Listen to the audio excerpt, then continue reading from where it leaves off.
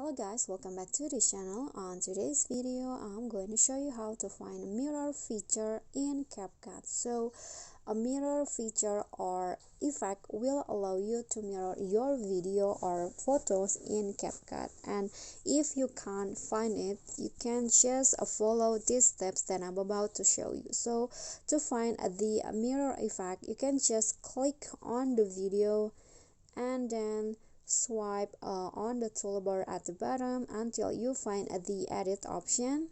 This one's right here, and here it is. You'll find the mirror feature or effect, and you can just use it by clicking it like this. So your video or photo will be mirroring like this.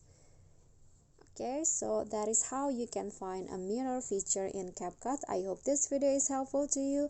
Don't forget to click like, leave a comment, and subscribe. See you all on the next tutorial. Bye bye.